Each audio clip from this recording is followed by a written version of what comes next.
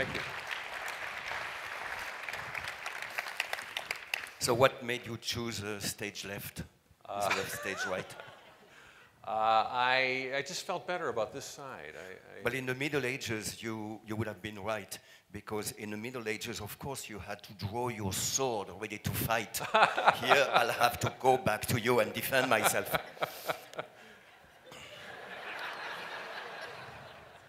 This is a very refined crowd, though. I think we'll be all right.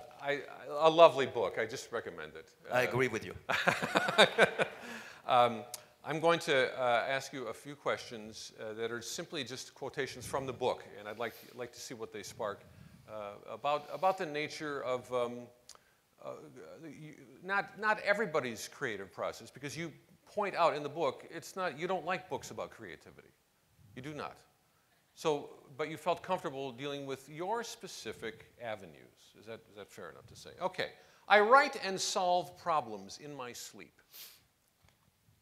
How and well, I could demonstrate by falling asleep first. So, no, it is true. If you put, metaphorically speaking, of course, if you put an idea under your pillow before you fall asleep, your subconscious mind, and I'm not a specialist of what happens when you sleep, but your mind will actually work when you think it's resting. And very often, almost all the time, when I place a problem under my pillow and fall asleep on it, I wake up in the middle of the night or naturally in the morning with a solution. And if I don't immediately write this solution, it will evaporate, because it comes from the nebulous, spheres of sleeping, and who knows what happens when you sleep.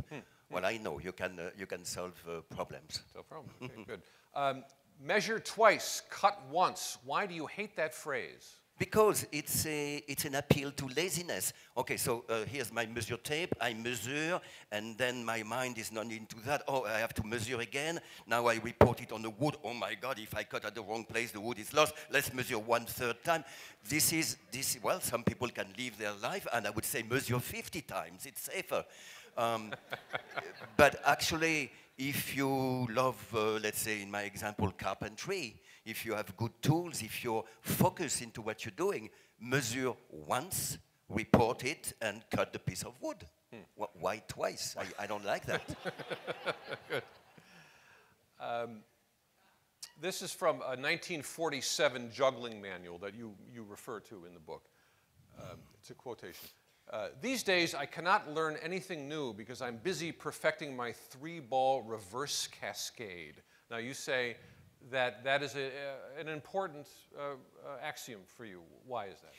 Well, I was learning, as you know, I was not born in the circus, so I learned magic at 6, juggling at 14, the high wire, all by myself at 16, 17, and I was hungry for knowledge. There were no schools, and so I had this old manual of juggling, and it was so inspiring to read that an artist somewhere, a great juggler in 1900, actually had no time for anything else in his life except to practice, to embellish, to practice to perfection one of the millions of things you can do with 3 balls, which is to throw them over like this, over each other. And it was not the actual exercise that interested me. It was the fact that your life was focused and zoomed onto one quest for perfection, and you have no time for anything else. So till today, this sentence of somebody, it could be applied to any art, even the art of living, if you're not a performer artist, the idea to concentrate your life in perfecting one small thing is an immense inspiration to me. Very good. Here's one. Whatever you do, never, ever end practice on a failure. It's a sure way to catch the deathly disease of lethargy. Now, talk a little bit more about lethargy. Well, lethargy is probably the opposite of creativity. I mean, the body language is you just open a modern, clothing magazine and, design of clothes. You don't have models like this. You have models like that, And then their face are like, they have no. So, I mean, in general, some models must climb trees and build tree houses, maybe. But anyway, so going back to I was sharing with the reader all those amazing discoveries that I made when I was learning by myself. And I discovered, it was not a thought, it was a fact, that after a session of practice, after spending, I don't know, 2-3 hours on the high wire in my barn juggling magic in front of the mirror, if, let's say, I finish, because, you know, I have to go on to something else, if I finish a session of magic in front of the mirror, practice manipulation, and the card falls, and if I put it back and then go on to something else, my life has been destroyed. My life, in a moment, my entire session of practice, and it's completely wrong. You should not. And people can move that onto their own life. You should not end a day on a failure or on even a very small disaster that you only want to notice. So when I miss something, and if it's the last exercise of the day, I keep doing it until it's perfect, and I end on a victory. And it will set your mind in a much better course than allowing the victory to imprint its color on the rest of your day, on the rest of your life. Yes. They add up, these little defeats, if you let them. Well, that's another subject. Yes, they add up. But I'm talking about one failure, which might be one little wrong move. Basically, it's giving up. You don't want to end a session of creativity or practice for a juggler in giving up. So you have to have a victory, the opposite of having a ball fall on the floor or a card miss its mark. Speaking of which, your father was one of 140 French officers in World War II who, is this correct? Correct me if I'm wrong in any of these details, who dug a tunnel out of a German prison camp and escaped, right? How much of is that true? Well, yes, it's true. Yes. Everything in this book is true. It's good, I'm glad. But good. Actually, it was the largest escape in World War II, and it was an officer camp, very different condition than the troop people. Right, and this was the kernel of inspiration for the Hollywood film, The Great Escape. Yes, absolutely, it was. And actually, as a kid, it impressed me so much. I went in the garden at some point with a little spoon, and I started digging a tunnel. Of course, it caved in on me, and I came back home full of mud, and you know I was punished for that. But the idea of digging a tunnel should be taught in schools, you know. So here's my question: do you think there is some genetic inevitability in the risks you have taken, and in the crafty approach to your artistic pursuits that can only have come from the son of someone who did that? Well, I am not an expert on the subject.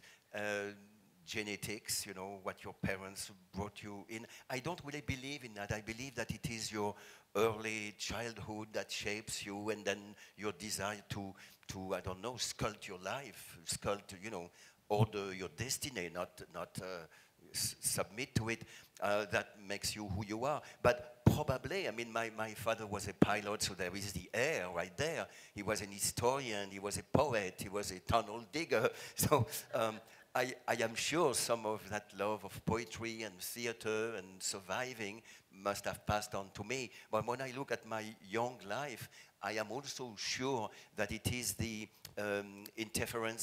intercommunication with arts and sports that shape early my artistic sensitivity. I promised I wouldn't myself. I promised myself I would not devote too much of our time to your most famous coup, as you call it, the 1974 wire walk between the World Trade Towers. But we must talk about it a bit because A, I love the film. It introduced me to your work, and it still strikes me as well. That was high. That was 1,350 feet high. At the time, they were the highest towers in the world, which then you don't even have to measure once.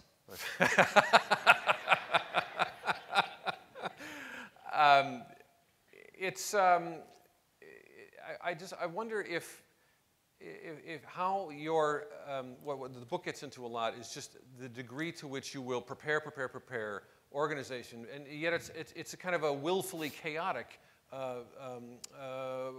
series of preparations and plans that then have to be open to chance when they need to be. Is that a fair characterization? Yes, it's actually a chapter in my book is devoted to putting in the same chapter the opposite, chaos and order. and how one can actually lead to the other with a little help from the person, the creator. But yes, I remember, I mean, the way I wrote To Reach the Clouds, which later was the base of the movie Man on Wire. And by the way, it's a secret, but we can say nobody will tell, that actually now there is another film just finished, it being in editing phase, and that will be seen in October of next year from Robert Zemeckis on the same subject, which is rare after a documentary. You never have a feature film on the same subject. Oh. It's an IMAX 3D rendering of my walk between the towers. Oh, great. So anyway, to go back to it's not a recipe, it's my chaotic and ordered planning for the coup, yes? It was exactly that. And you are right to remember that there was a little pinch of salt, of luck, you know, sprinkled over all this madness. Actually, I remember when I came into the towers and I had a plan, within a few minutes, I threw the plan away because I had an opportunity to reach a higher floor and thus to get more lucky on putting my equipment between the two roofs. And when I recall from that moment to the moment I put my foot on the wire, all this preparation, I remember, I call it a festival of miracles, because there was not one or two miracles, such as a guard was maybe asleep with his eyes open, but I don't know, or drugged or whatever, but we passed in front of him carrying the cable, and he didn't say, hey, you! He saw us, but he was maybe sleeping, who knows? So that's one miracle, a big miracle. And I have like 15 miracles like that. on that one endeavor. On that one moment from entering the tower to putting my foot on the cable. My God.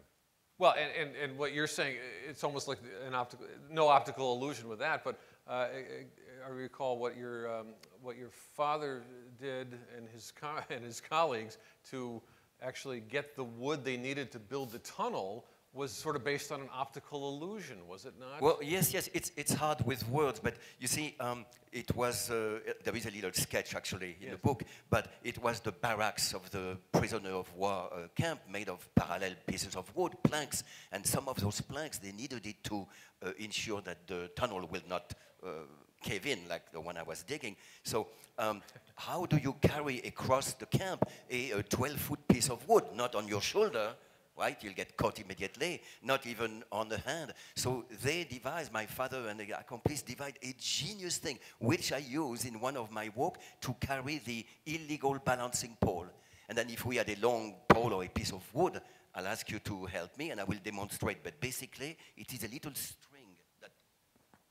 string that nobody would even see 20 feet away.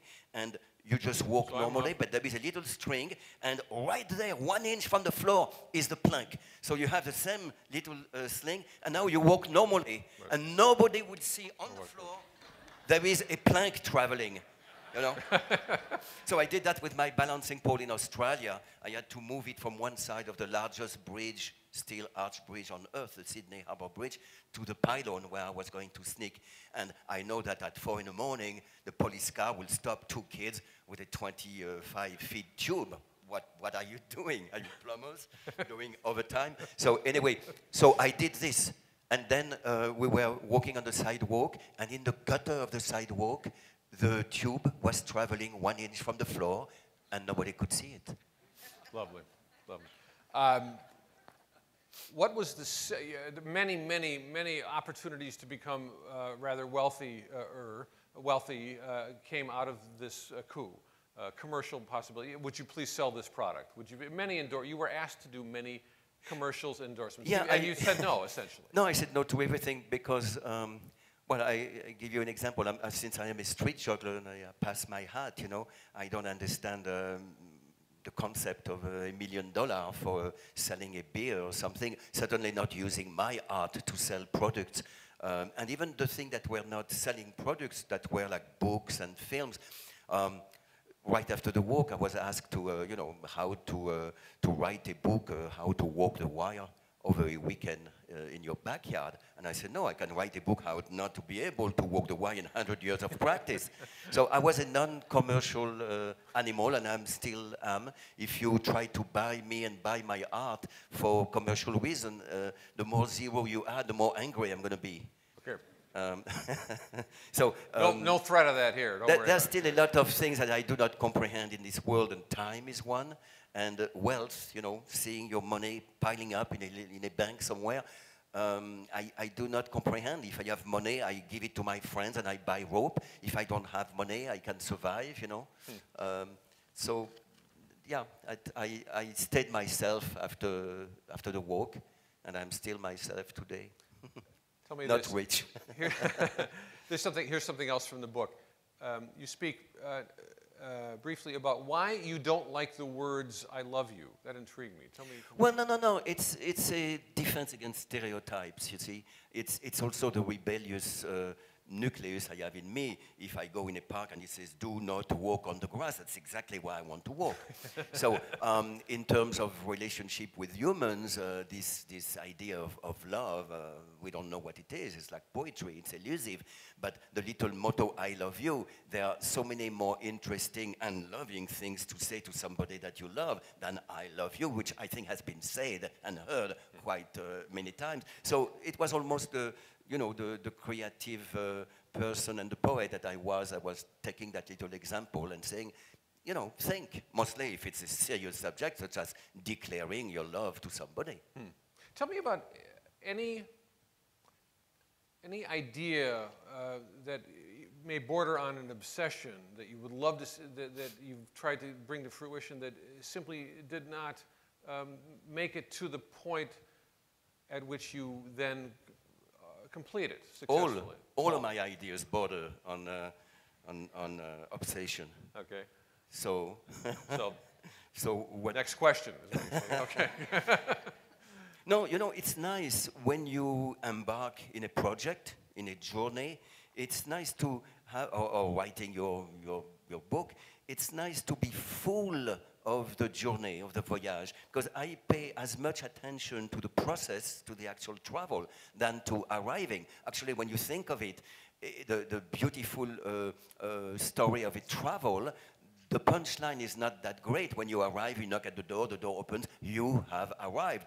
Okay, well, that's not the journey any longer. So as a carpenter, I really love lining up my tools and then working with wood, and the process of once the barn is up, I talk about a barn because I built one with 18th century tools and method. Once the barn is up, it's another story. But I like the process. I don't know, I probably didn't answer your question. No, that's good. No, that's good. We're looking at images here on the screens, among other things, of a lock. Right? Is that oh, yes. It's a cutout of a lock. Essentially how to pick a lock. Yes. This also should be taught in schools because it teaches you that in your process of creativity or whatever you do, when you find a big wall, when you find a door locked, right? Don't give up. Learn how to pick a lock. And to pick a lock, what it is? Well, it is the science, the art, I would say, of inserting a tiny little tool and move very, in a fraction of a millimeter, some little pins on spring to be able to sneak through the system.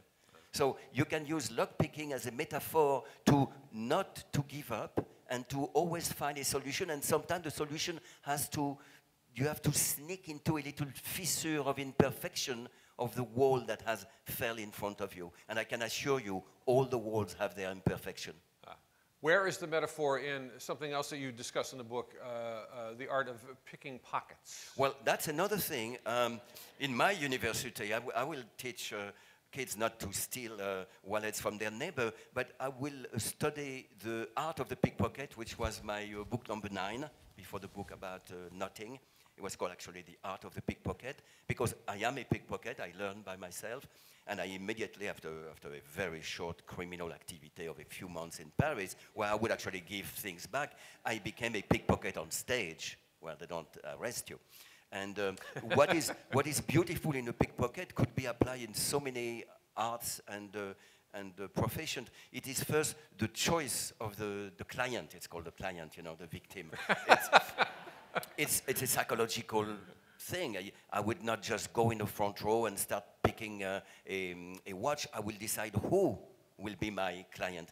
And then there is the sensitivity and the manipulation close to magic and juggling, right? Because you cannot look at what you're doing. You're reading your paper and you have a hand in a subway, in a bag like this, pulling things. It's really a magic art. And then comes actually the secret of pickpocketing, it exists, this verb. It is actually to not pull out, you know what, I have little, that's it. It is not to pull out the object. It is to clamp the object with your fingers and then to let the person go. So in a way, they give it to you. You're not stealing anything, you know. Who do you like in the front row here for that? Well, I cannot tell. You cannot tell somebody I'm going to steal your watch, right? And usually, actually, when I do that in my lecture, I go in the front row and I said hello, and I see immediately. So it's also another thing that I value very much is the improvisation, the intuition and improvisation. So it's not so much planning. It is to, on the spot, kind of dive in one direction or another. Near the end of your book, you speak of creativity leading us all to the edge of an abyss. And your reference point, or your illustration of that idea, is in the Caspar David Friedrich painting The Wanderer Above the Sea of Clouds. We know that painting. You say that image is, quote, alone. It's a man alone and contemplating brightness from a place where everything is possible. Let me just ask you this. I find that painting both majestic and a little forlorn, I think. I just wonder if there's something that you see in all-consuming creative pursuits that inevitably sets you at odds with ordinary human existence, or, you know. No, and yes, maybe, and the reason this image that I'm sure you can visualize, it's a lone person looking, so the painter is painting the back, actually, of the person looking at the top of a mountain over the clouds. There is a sea of cloud, and it looks like, first, the solitude is very important. You're one with the element. Secondly, you are above the elements. You are in another world, a world that is not really permitted to man, you know, above mountains, above the clouds. And then also it gives you a feeling of infinity, like when you look at the sea, or I don't know if it happens to you, but when I look at an ocean, it's an invitation to decuplate my creativity, to travel, to explore, to break the rules. It's so immense, or else to run away saying, oh, I am afraid of the immensity and the infinite. So this painting for me contains all that, and that's why I threw it in the book. Okay, good. We're going to get to some questions in just a few more minutes, so begin thinking. Begin thinking, people. No, don't improvise. I wonder if you find, let's say, if you found writing this book or any of your books more or less difficult than the wire walk from 1,350 feet. Much more difficult. Well, it comes naturally for me to walk on the wire.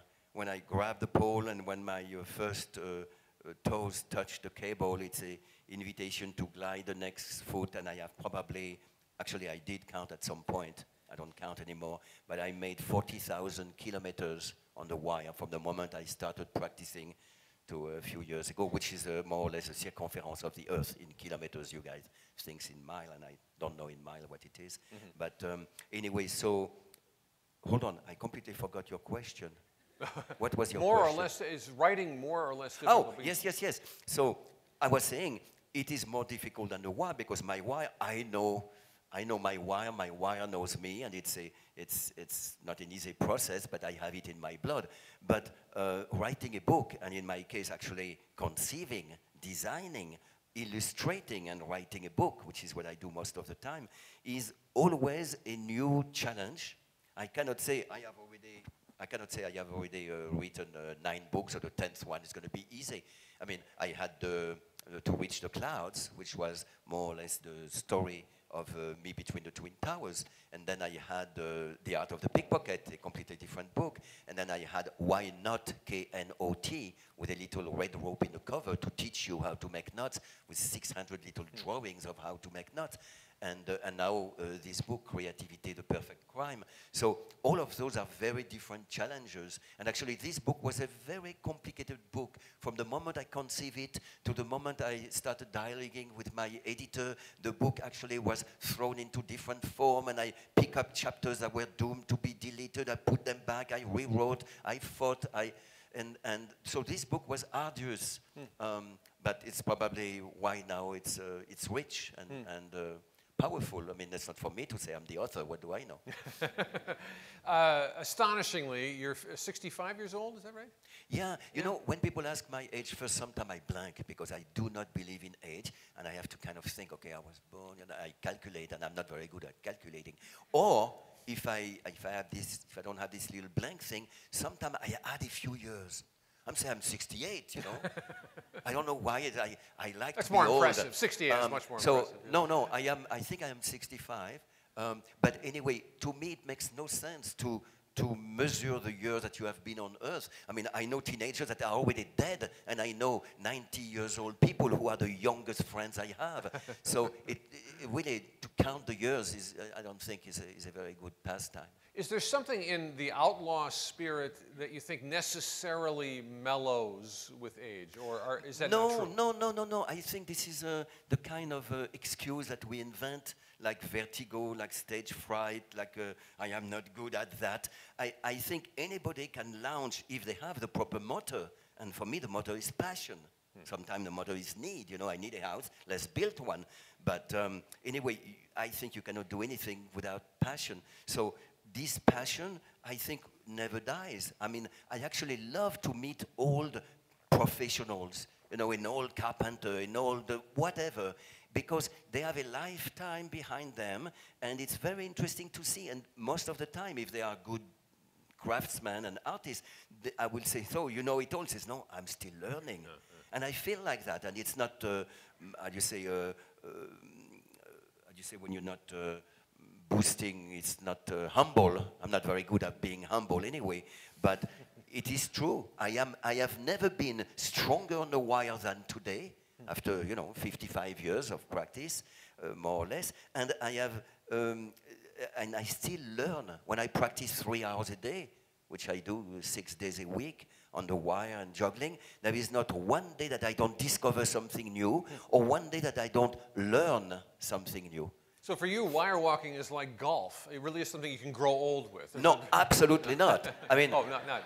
Please. No. I mean, it's nice, the idea on Sundays to move a little ball from one place to a little hole, but it has nothing to do with inspiring people to look up and then growing wings and then creating a theater in the sky, which is my calling. Since I was not born in the circus, I don't do stunts. I am called by opera, film, theater, and I have a costume and a light and a music, and I ask you to look up, to transform you, to inspire you, not to frighten you.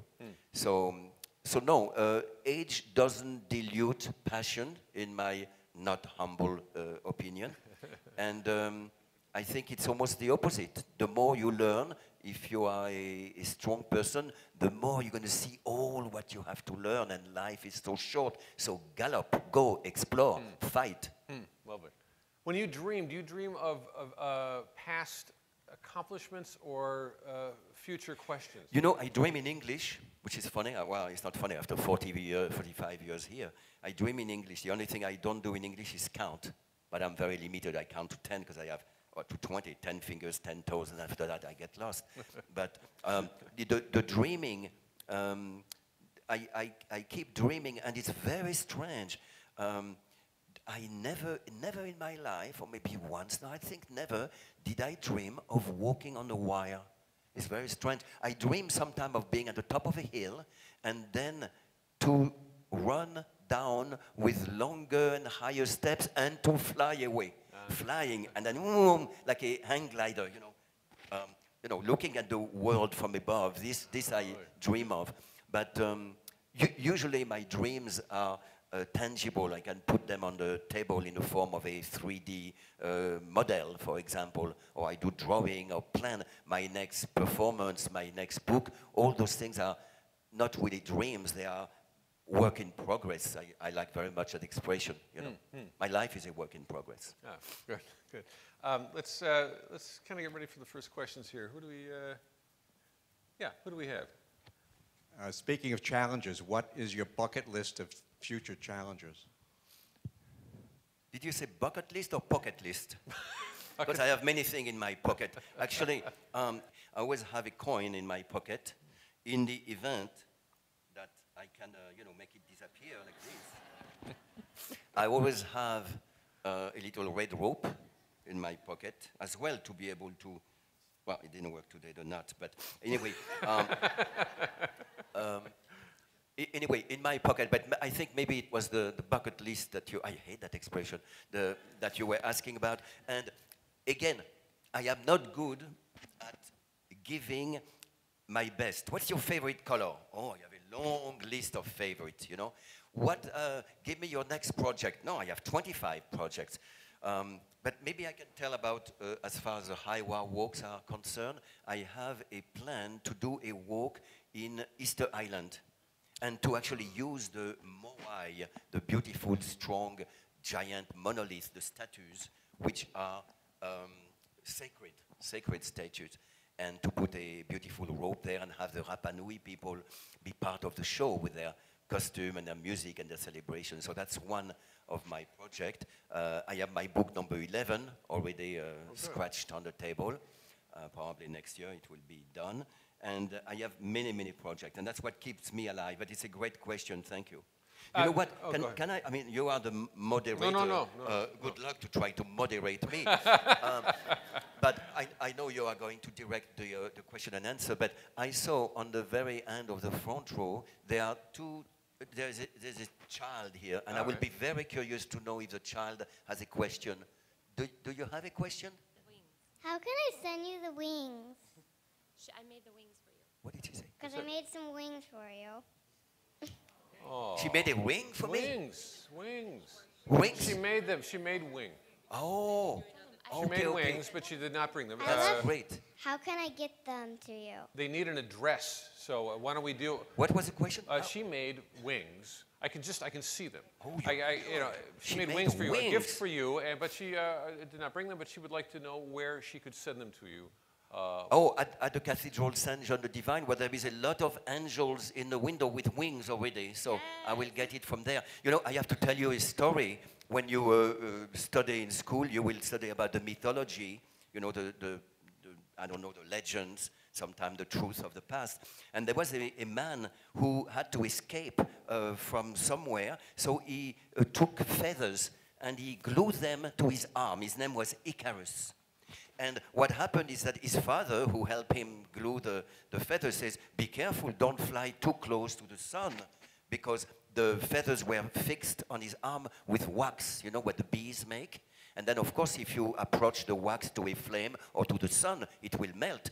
And that's what happened. He was so happy of flying, maybe he was a little bit, you know, too proud, thinking like he couldn't die. So he went very high up, close to the sun, and then the wax melted, and then the feather fell, and then he fell too. So when you grow up, you have to look at the story of Icarus, and I thank you very much for your gift and for your thoughts and for your question. Okay, good. Now it's yours. Well, it's actually just, we have many. So I do have a question related to children. You've thought a lot about this, I think. How do we teach our children to be creative? Not only in the arts, but in anything that they might do. You know, it's very, very true and profound what you say, that I talk very often to universities, to students, and in the back you have all the teachers, and they say, you know, what is this guy? Is he pickpocket? And he's a, you know, he's a lock picker, you know. But actually, there are a few of the qualities that are inundating my book and directing my life, which is follow your intuition, improvise, gather the passion and run, be rebellious, not in the sense of hurting people and breaking the moral rules, but break the rules of the mind, you know. Do not start a project with a luggage of people who had already worked on such a project, you know. Burn all this luggage and reinvent the wheel. So what you actually prompted me to answer about is that I would love to have one day foundation with a kind of school and teach kids what I believe are the roots of creativity. And one of them, and it's a very delicate thing to do, teaching a kid. When I was a kid, I didn't want to be taught. I was thrown out of 5 different schools. I hated school. Well, I had a good reason. Under my desk, I was practicing magic and juggling and the high wire. Not the high wire under the desk, but... So anyway, the best way, I think, and I love kids, I love to play, to teach kids, is to open doors. It's not to tell them what to do. It's to just open the door. And then if the kid is kind of curious, or you could gently, put them in the direction of, they're going to discover, they're going to open the door, and it will be their discovery, their learning, you are an invisible teacher.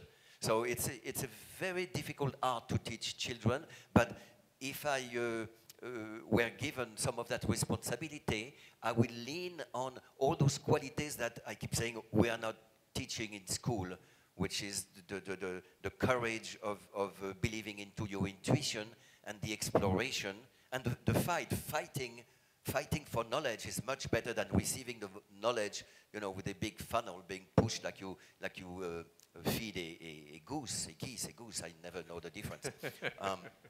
So anyway, thank you for that profound question. And I think the more gentle we are, the better the child mind will become creative. Good. One more here. Right over here. Carl Walenda spoke about the concept of the zone when he walked the wire. I was wondering, could you elaborate on the concept of the zone? No, I cannot elaborate on the concept of somebody else, but I can bounce with my own concept. And in this book, I talk, which is similar to the zone, which is a word that doesn't really appeal to me. I talk about territory, the territory of an animal. If we study animal, you will see that animals have to have a territory to live, to survive, to hunt, to protect their newborn. And the creative performer, the artist, the person who wants to live at the fullest should, in my opinion, be very aware of that territory. Either to know when you are stepping out of your territory, which I really would say, please do, go and explore. And or sometimes to be very aware of who comes into your circle of chalk, which is actually the circle of chalk I draw on the floor when I street juggle. And I can tell you, when I draw, of course it's a stage, right? Ephemeral stage. When I draw my big circle of chalk on a pavement, I look at it like this, and then I come and I get into the center in a theatrical way. You see, I step over the boundary. And when I juggle, even if somebody here, because I can see all over behind my head, when somebody over here is looking at me and their toes are past the circle, even if it's in my back, I will stop and I will go like this because I don't speak, I'm a silent performer. And then they will, of course, back up, So to step out of your territory, to allow somebody to go in your territory, all those things are, again, something that is not taught in school, and I think we should live with that notion, and then it will probably facilitate our juggling with other human beings and life. I like that. Yeah, please. Would you do a pickpocketing demo for us? Well, you see, if you say... We are on guard now. This is the problem. If you say, I'm going to steal your watch, it's not as magic as if you say, what time is it? Oh, why is my watch? Is this one? Okay, so it's the same for magic. Some magician says, okay, are you ready for some magic? So look well. Here's a deck of cards. You ready? Okay, well, that's one thing. The other is, oh, excuse me, don't move. What's that? Oh, and then you find a card in a child's hair, So that is magic. So to preface, very often first the theatrical surprise is gone, and also it gives you some preparation. And it's better to jump and dive into, inspiring people and in that sense astonishing people by stealing their stuff. So no, I never say I'm going to steal your watch. Nonetheless, check your pocket, sir. Yeah, right here. I was wondering if you could tell us about your thoughts on the relationship between creativity and selfishness. This is a very profound subject, and I am very well versed to talk about it because either I am selfish or either I value very much to concentrate on myself, not really in an egocentric way, but in a retreat way. We go back to the territory idea. To write the first chapter of my book, I need to be in a little box. And actually it helped that for 45 years I lived in France in a broom closet. Literally, I could put my arm like this and I will touch the two walls. So I like to retreat into myself to start the first step on a creative journey. I also think that to be fully creative is to express yourself. If you are creative by taking what's around you, well, you're going to maybe embellish science, you're going to make some invention and discovery, but it's not the same as spurting out from your inside, from your way of looking at the world, from your mind, discovery and inventions. In my opinion, if they come from your selfish self, they will be more rich in a way, more powerful. But it's a very profound question, and I will not do justice to it by trying to answer it like that, but I tried. Thank you. Where are we? Great, right here. I was wondering, if you were to open a school, what subjects would you teach besides pickpocketing and picking locks? And 18th century barn building. Well, I will not teach so much to walk on a high wire, although I could coach people. I will teach more the art of the theater, which is more important than to know how to walk or to know how to juggle. It is what makes a difference between somebody who is in front of an audience and displaying some technical skill and somebody who has a theatrical entrance and who has a very personal demonstration of his art and has an exit. It immediately feels like magic, little magic box that the theater stage is. Something comes out, inspires you, owes you, the box closes, you applause, bye-bye. To me, this is much more interesting than to display, and certainly technically, to say, oh, you're not able to stand on your hand. Well, look, I'm standing on my hand, applause. Well, that never really inspired me. It actually keeps me cold. It's a little bit the same like people who use the circus skill to do stunt, you know. It's to demonstrate the artificialness of an art. It never really moves me. So anyway, in circus arts, answering your question, I will open doors in performing rather than teaching one discipline. And I will also give all my concept of creativity to a young juggler, to a young wire walker. You see, I will give, if I see a young juggler in a circus school right there in the corner juggling or near the door where all the students pass, I will just tap them discreetly on the shoulder and say, you know, I'm not going to teach you anything, but I would like you to experiment juggling in front of a wall, because the balls go like this in a plan, and your plan of juggling will be parallel to the wall. It will help you. Also, you don't want to have people in the corner of your eyes passing by, and you don't want to be in two plans. It's like very complicated. I will say the same to the wire walker and says, you know, I think you're pretty good, but why do you look there? You know very well where the cable is. You know, you can feel it with your feet. So look at the place where the cable is attached, and then suddenly you will be more aerial rather than I am walking on a cable. Here I am more like the angel with a wings that I'm going to receive as a gift soon. Lovely. Where's Mike? Yeah, right here. Yeah. How do you make sure that creative endeavors don't get lost in kind of the everyday routineness of life? It is the most difficult thing because it's very difficult to concentrate on perfecting an art and at the same time have a maybe unconscious feeling of where your journey is going to take you. You know, so it's not like I want to learn a new juggling pass to show it to a friend, and you know, and says, you see, I can do it and you can't. It's not competition. It's more like oh, that will be a magnificent moment in my act if I were able to do this because it looks so magical, or with that kind of music to break the rhythm and to do something completely asymmetric before. So all those things are very difficult to catch while you are practicing. I'm not talking about performing, because it means that your mind is divided in many directions. But it is precisely that that will make your practicing fruitful, to not have a complete point of destination, but to be on the lookout. That's the expression I like, because I am juggling and I am on the lookout to, oh, if I use only one ball rolling on the arm, what a great contrast with the 5 balls, you know, very fast here. Or if I, whatever, I am on the lookout for something that I don't know that I am on the lookout of. So it's very complex, but I think I gave justice to that question in the book, so you should read it and you'll have a fuller answer.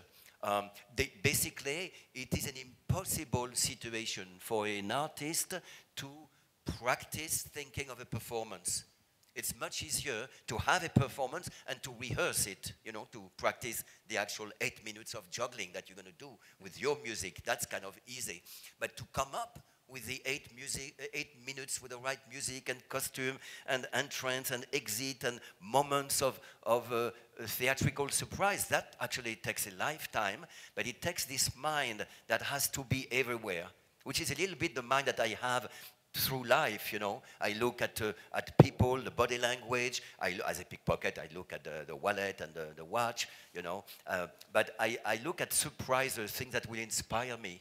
And actually, I always have with me a little carnet, you know, and a little pen with sepia ink to write ideas.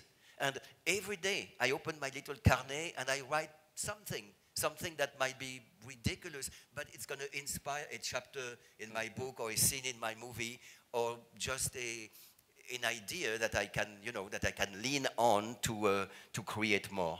My answers are much too long, and I am not I'm not taking over your moderation of the Q&A, but I think for the next few questions, if you allow a few more questions, I'm going to be much more brief so more people can raise their hand. We like that. That's a good trade-off. But who's got the mic? All of the arts that you practice, it seems to me, in addition to requiring a great deal of inventive thinking, they require an extraordinary amount of discipline, an extraordinary amount of practice and repetition in order to perfect them. And I'd be curious to hear what your thoughts are about the relationship between creativity and persistent practice, discipline.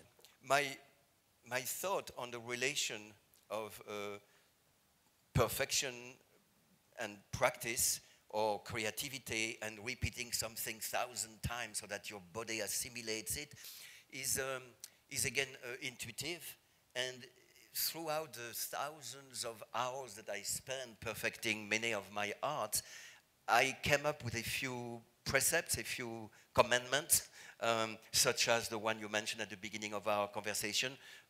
Never leave a session of practice or creativity on a échec, on a downfall, on a mistake. Always end up your practice session or creativity work with a victory, even if it's a tiny victory that only you in the world can witness. But it's a back and forth, because sometimes, let's say I am rolling a ball on my arm, right? So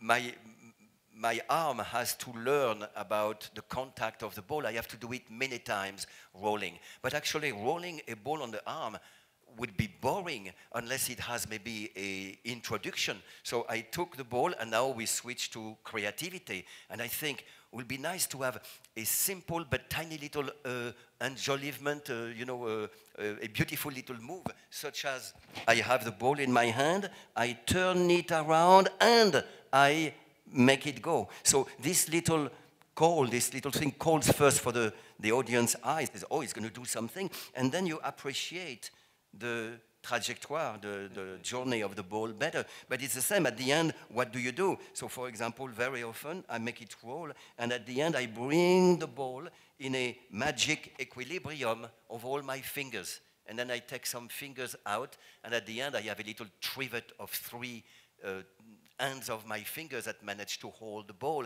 and it becomes like, wow, it's like magic. So I am taking this example to say that it's not only work. You see, at one of the commandments that I found in those solitary work sometime is to play, to be playful. Yes, you could be, if you're a magician, working on manipulation in front of the mirror for thousands of hours working something, and your creative instinct will tell you that before this manipulation, this little flourish actually will be beautiful. But in my opinion, stop working. Here you are, I don't have a TV, but if you like to watch TV and you're a magician, watch TV, watch the news, and play with the card. Don't work on something. Just let the card play with you, and then you will discover, I have done so hundreds of times, that by playing with things, oh, I just discover an amazing little turnover, a little curve, a little flourish, a little that could land to actually enrich a magic trick. So don't only work on creativity and perfection, but also it's the same like falling asleep with a project under your pillow. So play with the matter that you are working, and allow the card to teach you something. Very good. That was too long of an answer. I'm going to try to make it short. It was said that you're involved with the Cathedral of St. John the Divine in New York. I've been there several times. I didn't know you were involved. What is your role at that cathedral? Well, it's a little bit at the image of the story of my life, because this role is not on paper, and this role is not really clearly defined. But a short story will tell that I discovered the Cathedral St. John the Divine right after the Twin Towers walk, and it was an unfinished cathedral. And there was a school of stone cutters right there, and they were teaching local kids, you know, with master from England, master stone carver, how to build a cathedral. So I enrolled there for 3 months. I learned how to sculpt a stone. And then I proposed to help the building program to do a walk across the avenue in New York. And this walk was very successful. In the front page of the New York Times, brought a lot of you know, attention and actually money to the church. So to thank me, the dean said, Philippe, you're an artist, you need some place to work, to plan, to archive. So the cathedral is yours, find a place. So I went everywhere. I went in the crypt, I went in the nave, to the gallery, and to the vault above the roof. And I found this amazing gallery called the Triforium Gallery that all the Gothic cathedral from the Middle Ages to today have. And it's a little space between the flying buttresses inside. So I elected my little office right there. And that's where, after 37 years, I am still an artist in residence of that church. I love it that you went from the most famous wire walk in history to a 3-month immersion in stone cutting. You know, very different kind of like tactile situation here. This Okay. will be the last question. Final question. It has to be excellent. It's over here in the Where are we? back. Okay, right here. left. Yep. I had a question about circus in particular. Like, how do I make a career? Like, what's the next step to making a career out of something like giving joy to everybody? Like, how do I just pursue something so amazing? Well, I'm not the right person to give advice in that department, because when people say, you know, I admire your career, I say, I don't have a career. I have a life. I mean, I wake up and I am engulfed into what I'm doing, but I'm not planning, after this, I'm going to do that, and I will do that for free because the exposure will be good for the next thing, and then I will one day become a millionaire, and then I'll be able to have people walk on a wire for me. I don't think like that. I am all engaged in, so it's a very rough advice that I would say, but I would say don't think of a career. Think of your passion of, starting a circus art, and then look around, get inspiration, get your own inspiration, but do not think. I think if you do that, you're going to be very successful because you're going to be more of an artist imprisoned in their own world, which is for an audience the most captivating show, rather than somebody outward, you know, trying to make people applaud, trying to make them laugh, so that the producer in the corner here will give you a contract, you know, oh, people applaud for a long time, that's a good artist. Well, this is not art, this is career making. So it's almost, I mean, it's kind of rough, but it's almost, you have to choose. If you want to make a career in circus arts, well, good luck. I'm sure you know what to do. But if you want to go in the most difficult and fabulous life in the world and become a circus artist or any performer artist, then your life is going to be beautiful and the most tough in the world. And then you're going to have to go with trial and error, with mistakes, with you know, you will have success, or at times you will have none.